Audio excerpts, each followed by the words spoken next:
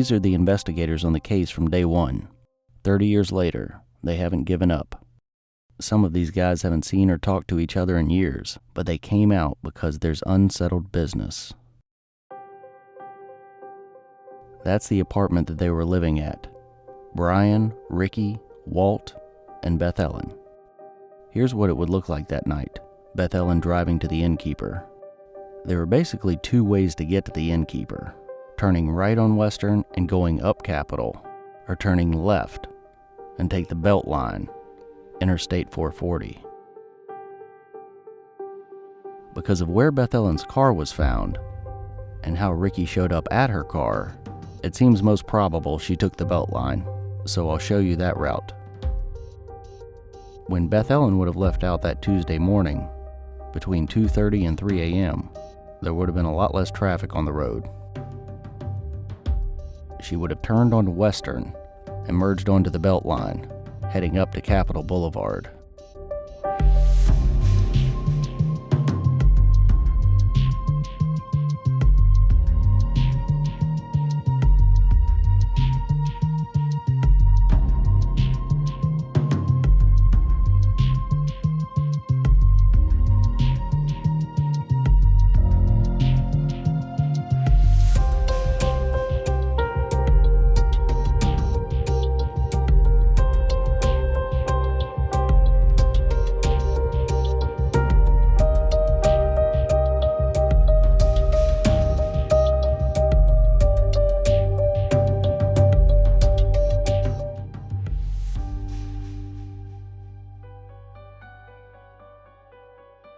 So here's where it gets interesting.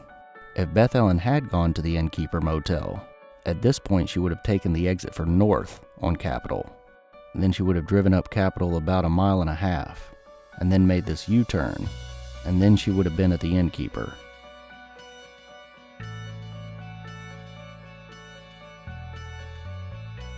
But there's really no indication that Beth-Ellen ever made it there that night. As you heard in episode 4, there was a notation made by the escort service that Beth-Ellen called in to say the client wasn't there, but there was no phone call record to corroborate that. So it doesn't seem like that call ever really happened. Going back to this exit, instead of going north for Capitol,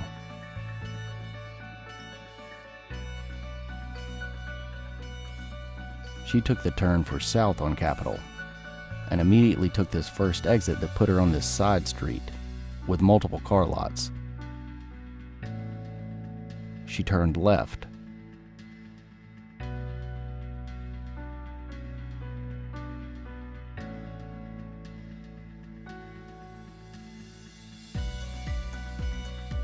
And pulled into the car lot down here, located at 2501 Capitol Boulevard.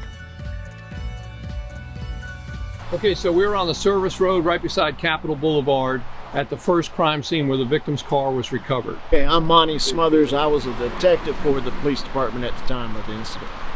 Rick Grayson, I was a detective at the time of the murder.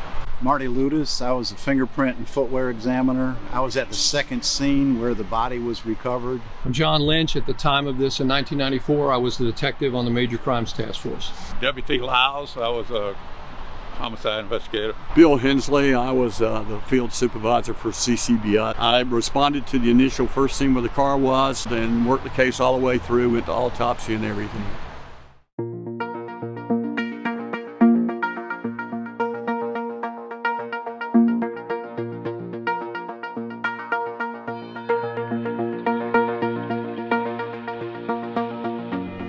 You've placed a vehicle in approximately the space where the victim's vehicle was discovered. Again, this would have been at like about 3 o'clock in the morning where the victim's vehicle would have been here. My understanding and my recollection is that there was security at the car dealership every night except Monday night. And this would have been a Monday night. 5:30 in the morning, you've got about 4 individuals who are driving cars to deliver to this lot, this used car lot. They come up here, they spot the victim's vehicle, There's nobody around it. Driver's window is down. It's misty, rainy, which is unusual. So they are trying to get into the car dealership. They can't get in the car dealership sufficiently. They find another way to get in there, and they leave after that. Then at about 7 or 7:30 in the morning, the management comes in for the car dealership. They actually decide they want the vehicle moved, so they call 911. Officer Stokes responds. He's out there doing the investigation on the abandoned vehicle that is basically just found there. It's found with the driver's window down, several items of clothing all in the car, including the victim's shoe. It's pretty obvious that the vehicle was simply left there, and they go from there. When Stokes was there, tell me about your understanding of Ricky showing up at the scene. Well, at some point in time, in the early morning hours, Ricky decides he wants to, she hasn't come home yet, so he wants to go out and he wants to look to see where she was. He was privy to the conversation the night before with the escort service and with the client. He knew where she was going to go. She wrote directions down on a piece of paper, which were actually found in the vehicle. So he knew that she was over on Capitol Boulevard. So he came in, and basically my recollection is he made the same mistake that she did. He actually took the southbound inbound direction at first, which was very common. It's a very short distance between the exit and making your determination of which side you're going to go either north or to go south. A lot of people will make that mistake. And so he came down, and when he came down, he looked over. He says his statement was that he saw the vehicle at that time, but he didn't really think too much about it. He circled back around, went back up north to find the Innkeeper Hotel. Don't know how long he was up there. I don't recollect that. And then at some point in time, he comes back down here, pulls over to this area, and pulls up behind the vehicle and starts talking to the officer. That's my recollection. We found the vehicle pointed in this direction. We found the front driver's window down. We found clothing, male and female, in the vehicle. We found a shoe. And we were questioning why this vehicle was here without the operator. I got involved with the vehicle when it was at CCBI. I didn't come out here, because we didn't come in until 3 o'clock in the afternoon.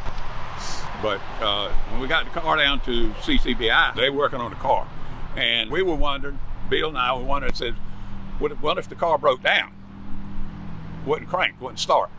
Allegedly, there was a problem with that. Found out through conversations with other people that she had been having trouble with it knocking off and then cranking right back up. We didn't know. I reached in the car, turned the ignition key, and the car cranked right up. Just like that. The key was gone. So whoever who jerked the key out didn't turn it completely off when he snatched it out. He or her, before he snatched it out. And but the car cranked up, so we figured she didn't have a problem there. And then the investigation continued, and they were looking for fingerprints and so on and so on. But that's where I first saw the car. Was there anything in the vehicle just indicated that there could have been an actual struggle in the vehicle? How could you tell? There was clothes everywhere. The thing was a mess. The key was not off. Yeah, you got a 17-year-old girl living out of her vehicle. That was her closet. Well, her and her boyfriend had gone to see her brother up near Asheville, Hickory or somewhere the weekend prior to this, right? Yeah. Or the day before. It was the weekend before. Okay, and he still had some clothes in the car from that trip.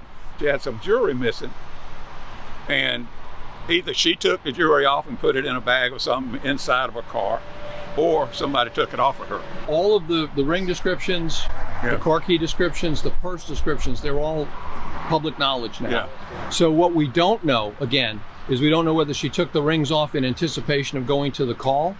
We don't know if she put them in her purse. We don't know if they were removed after the crime happened. She routinely would wear the purse slung across her shoulder, one side or the other. It could be pretty much assumed, since it wasn't in the car and it wasn't in the apartment and it wasn't out here and it wasn't over there, that she had it on her body. So at some point in time, that becomes separated from her. Was it separated because it was taken as somebody stealing something, or did it just fall off in the car while she's being transported? We don't know. We know it's not there. We know it hasn't been found. So in the car, she did have directions from the apartment? Yeah, she had directions. I think they were very minimal directions. So we took the vehicle in. We processed the vehicle for prints, processed the vehicle for fibers. We checked everything else on the vehicle. Bill came over. He checked the ignition. Marty Ludis and Johnny Leonard also worked around the vehicle as far as latent examination. At that time, we just didn't have it. There was no fluids.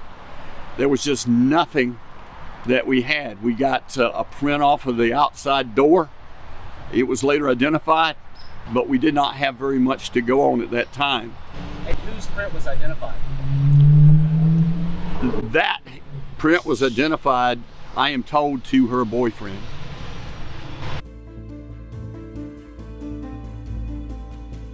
But Ricky had access to Beth-Ellen's car. So that doesn't prove anything. They were living together.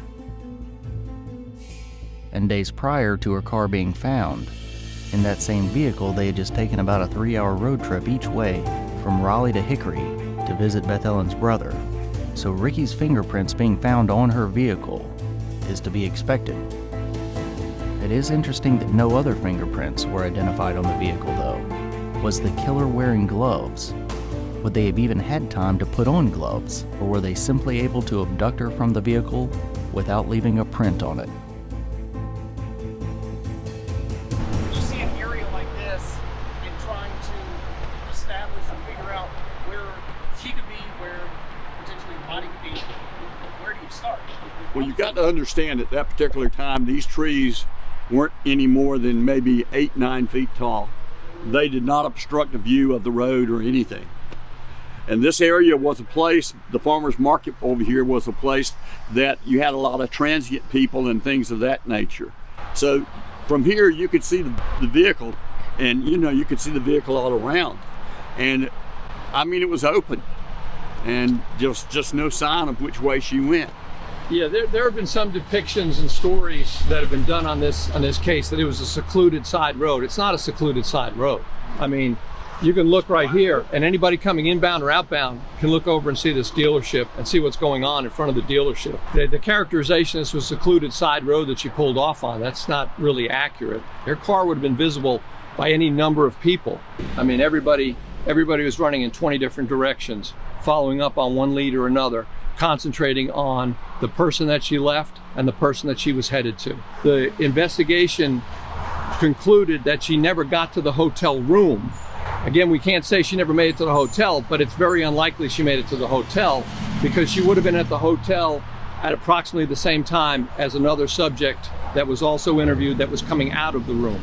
So we feel pretty confident, I think everybody feels confident she never made it to the hotel.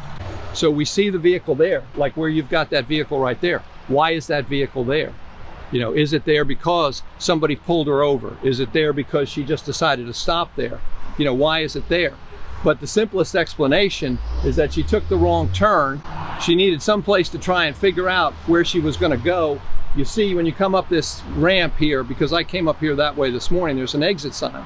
It makes more sense to me that the vehicle was pulled in order to ask somebody for directions, to pull in beside another vehicle. That's why your driver's window is down. You didn't put your shoe back on because you're not planning on getting out of the car. You're just going to ask a question. And so in order to ask a question, you got to roll your window down. And to me, the more logical assumption is there was another vehicle parked there and that she pulled over to ask that person a question. So you pull in here, it's a well-lit, semi-well-lit area at 3 o'clock in the morning. You're going to pull over and try to figure out where you're going. That's my opinion. It doesn't mean that's what happened. It means that's my opinion. What we know for sure is that she didn't leave this place walking with a 2-inch heel on one foot. There had to be another vehicle. There had to be what we'll call a suspect vehicle. So that vehicle was here at that point and took her away, because she's not going to walk 0.6 of a mile down this road and make a couple of turns and stuff to get to where she wound up. Well, you have to know there's a second vehicle. And what we know is that she just, poof, vanishes.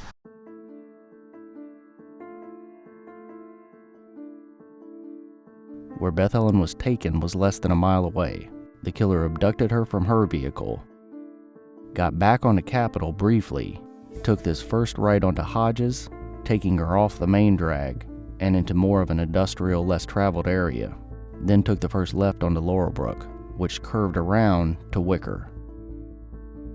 With Atlantic, another main road coming up, the killer pulled into this first parking lot. The body was 0.6 of a mile away from the car. When the car was initially found, one of the detectives on our squad said that she'll be found within a half mile. he was wrong. But that half mile was a 360-degree mile. So we had selective enforcement units and officers searching the wooded areas around the belt line, the wooded areas all the way down one side or the other.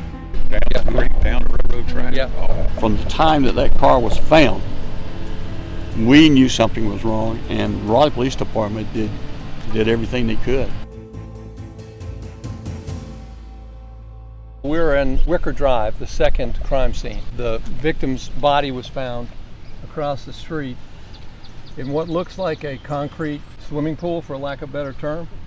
Basically, the middle of that area over there was the ditch where the victim's body had been partially concealed. At the time, in 1994, it was heavily overgrown.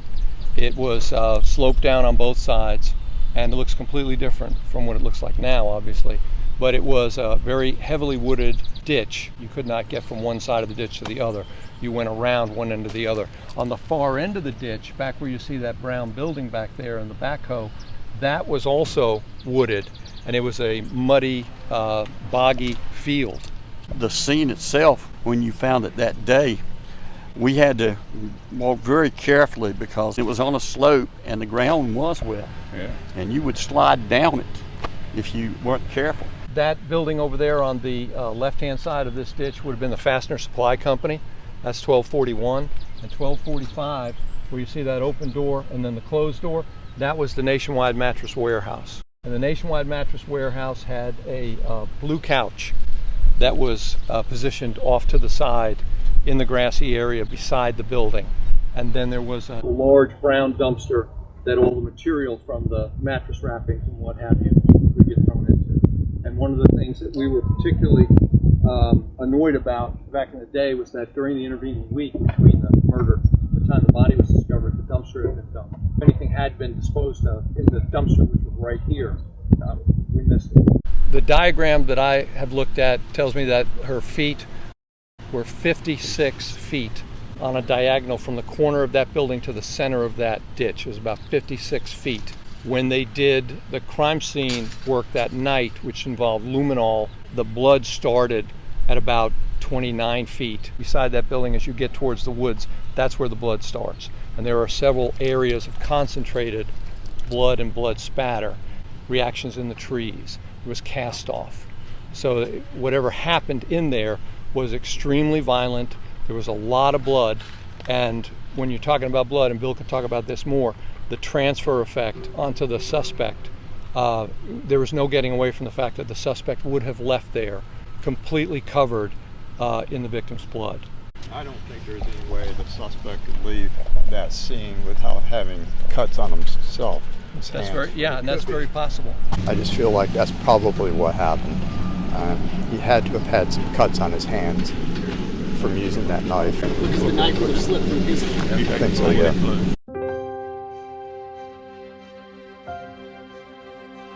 Thinking back about that time, do you remember anybody with a cut on their hand? This would have been the type of cut that would need more than a little Band-Aid. You didn't think anything of it back then, but now that you know that possible detail,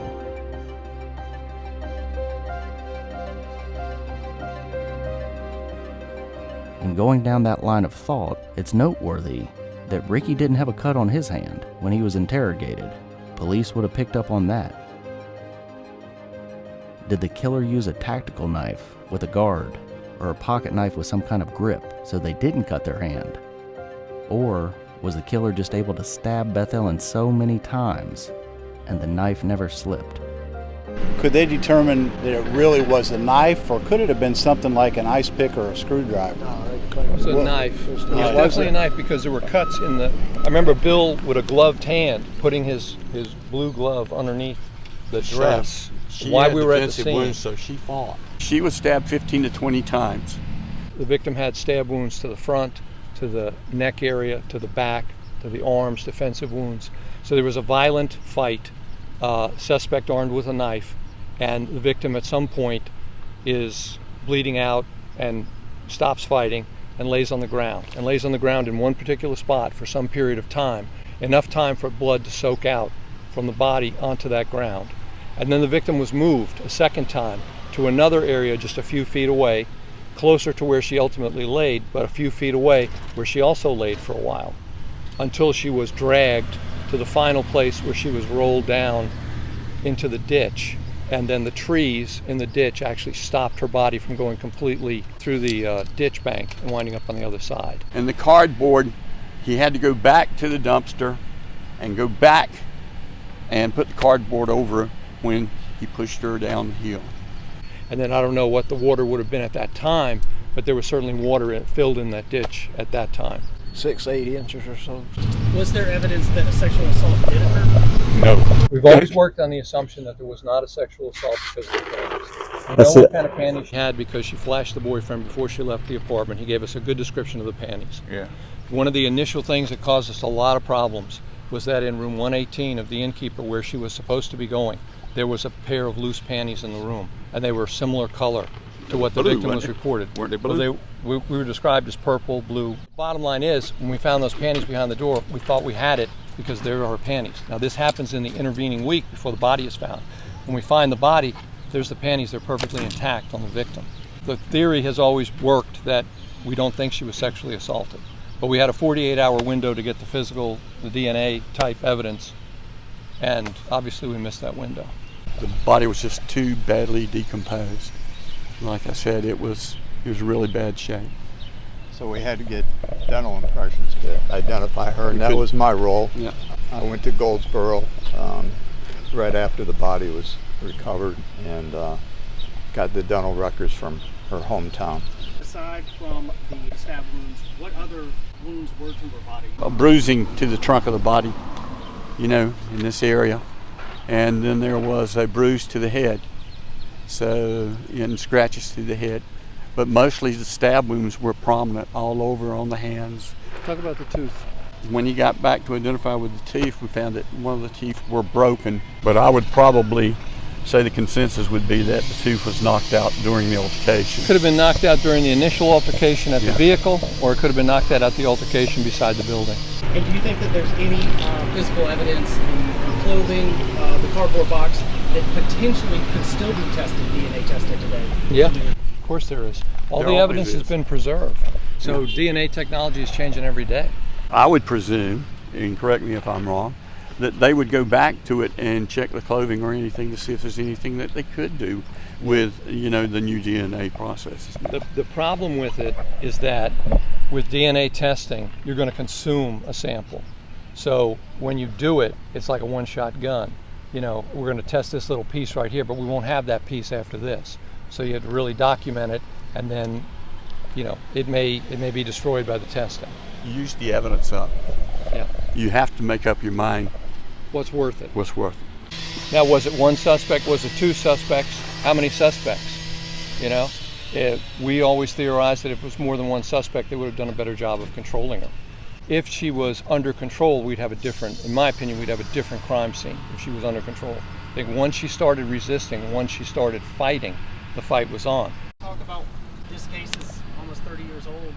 How do you process that? Do you think it's a case that still can be solved? Somebody needs to come forward. Yeah, and that's And what we tell always hoped for. We'd hoped that there'd be a jailhouse confession, or that there would be somebody that would say something to someone that would then, and we had people that made statements over the course of time. I remember Rick had a guy with a body wire up there, up on top of that hill over there one night, just waiting for him to say the right things. It didn't happen because the guy was just boasting. But we all thought that it would be solved by now. And we all hope that Raleigh PD continues to put investigators on it, put fresh eyes on it, and let people look at it. The worst thing that you can do in this case is to make a decision that the boyfriend did it, and then that's the end of it. That's not going to get the case solved. Because even if he did do it, you still have to find some other way to get to it. It wasn't there in 1994, and it hasn't been there in the 30 years since. So you have to start thinking outside the box. The reality of it, this is Matt Duff's investigation now. If you have information, get up with Matt Duff so he can put all of it, everything that he's found out. He's the one that came in with fresh eyes. Get up with Matt Duff. I don't want to hurt Raleigh's feelings about this, but I don't feel positive that there's physical evidence that can be retested. I just don't see it. It's going to take a narrative. Somebody's going to have to come forward and explain what happened. If someone comes forward with information, maybe some of the guys that were there initially should be in on that interview. We don't have to say anything. We just sit and listen and see if he's telling us the truth or not. Because we've been there, done that. I was there 4 years before I left the police department, from 94 to 98. And then for the last 30 years, my daughter's name's Beth and my name's Bill.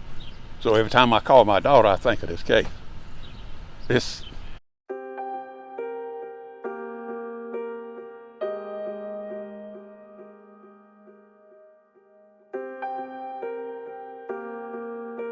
We all think of this case periodically because it took up so much of our lives. Every time I drive down Atlantic Avenue, I think of this case. Yeah. That's the thing that we need to impress upon people. There are people that will say, well, Raleigh didn't do a good job because they let the guy get away. I'd have to disagree. We did everything that we could think of to do, and everything that any other agency came up with that we could do.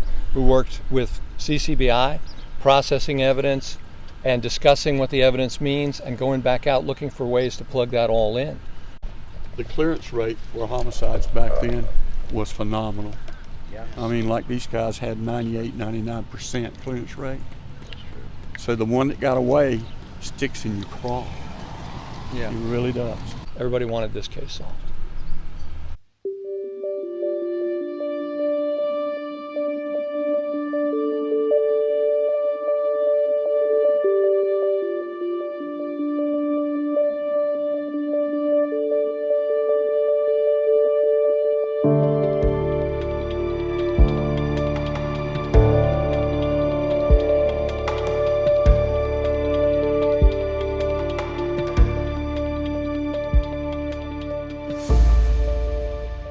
One of the issues with Ricky being the suspect is the amount of time that it would have taken.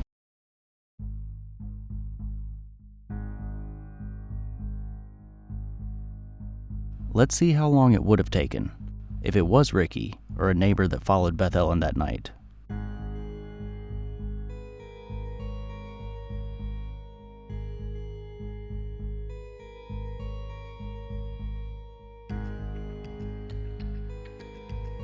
It takes a while just to get out of this complex. We'll speed things up.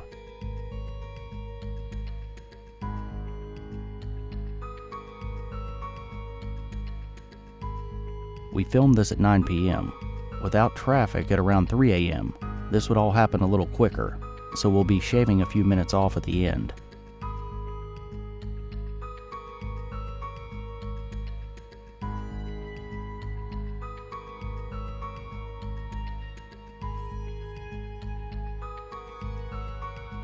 So by the time they both hit the belt line, he would have had this 8-mile stretch to flag her down. There would have been plenty of time to persuade Beth-Ellen to pull over and have a conversation for whatever reason was being presented. It would have been hard to do with as many cars on the road at 9 p.m., but at 3 a.m., when the belt line was open, definitely doable. He could have pulled up right beside her. Now here's the turnoff.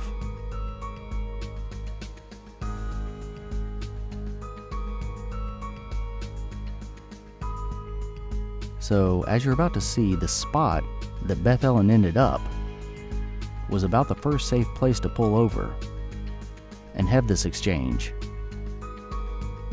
But before we get there, let's back up and examine the theory that Beth-Ellen was lost and spotted someone to ask for directions.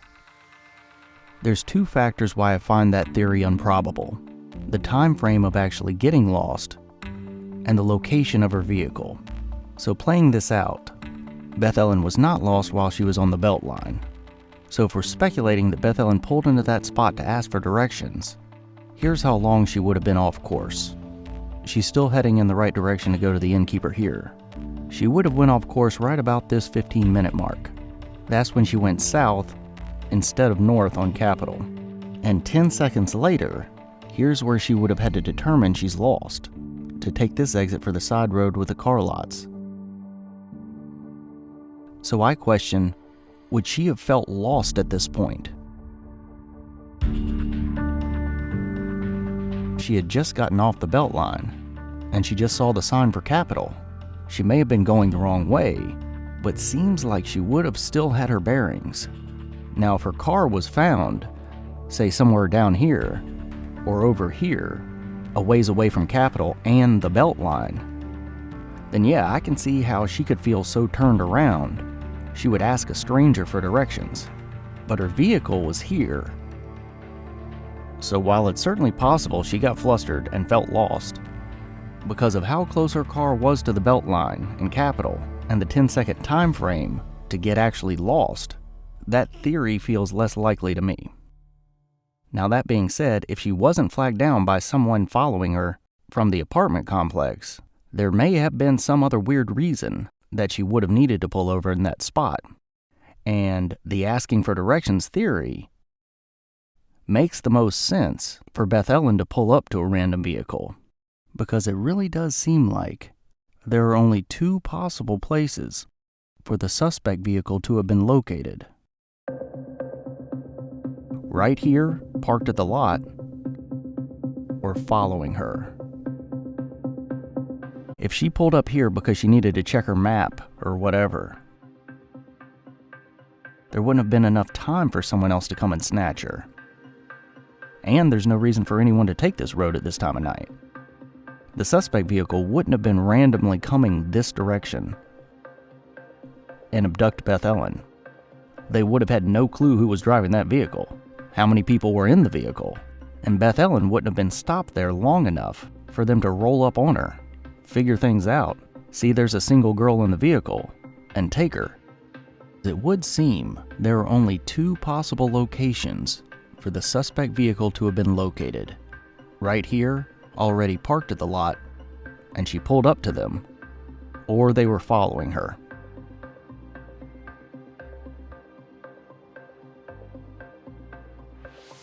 Let's continue the time on that.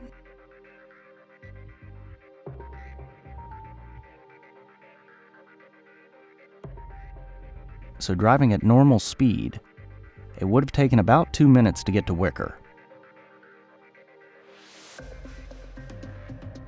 He would have pulled all the way into that parking lot and close to that corner. Now at Wicker, we don't know how long that could have taken, but you'd have to figure somewhere between 5 and 15 minutes. The killer would want his car out of that parking lot as quick as possible, in case another car happened to be going down that road. So 5 to 15 minutes seems like a fair estimate. Since we're trying to determine the quickest possible timeline, we'll just add 5 minutes to the clock. Leaving Wicker, they would have been covered with blood, unless they found a hose or something right around there to rinse off. Going down Capitol would have been the most direct route, but covered in blood, I'm not sure about taking Capitol. A lot of lights. Going back on the Beltline, less chance of someone to see inside the vehicle. But focusing on the quickest route, Capitol Boulevard, which at that time of night, catching all the lights, would have taken about 10 minutes, bringing the total time of this run-through up to 33 minutes. Now, to adjust for the traffic and lights we called on the way to catch the Beltline, we'll shave 3 minutes off, putting it right about 30 minutes. You would think that would be the shortest possible timeline for someone to have followed Beth-Ellen from the apartment complex, abduct her, kill her, and get back.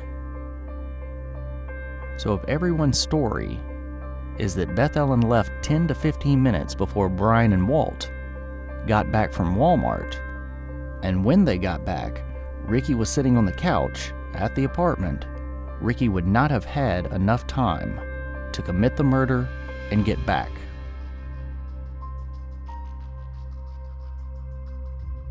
So either Ricky didn't do it, or they're all lying. But regardless, we really need to pin down the time Brian and Walt went to Walmart, when Beth-Ellen left, and when Walt and Brian got back. Hopefully soon we can get more clarity on that. We also need to find out what Brian and Walt were getting at Walmart around 3 a.m. There's a lot of things we still need to find out. But until then, there's a lot more to the story. am Dr. Amy James. I am a clinical and forensic psychologist. So I have a doctorate degree in clinical psychology, and I specialize in forensic psychology. So I have looked at Beth-Ellen's case, the information that's been available so far, and there's a few things that stick out to me that I'm interested in talking about.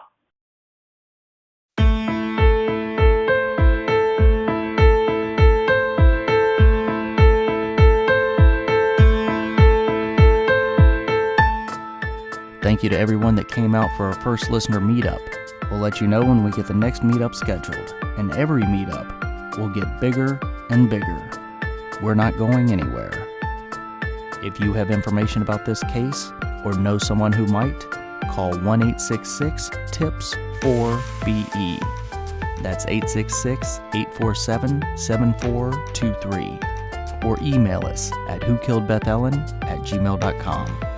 2024, the year of closure for her family and justice for Beth-Ellen.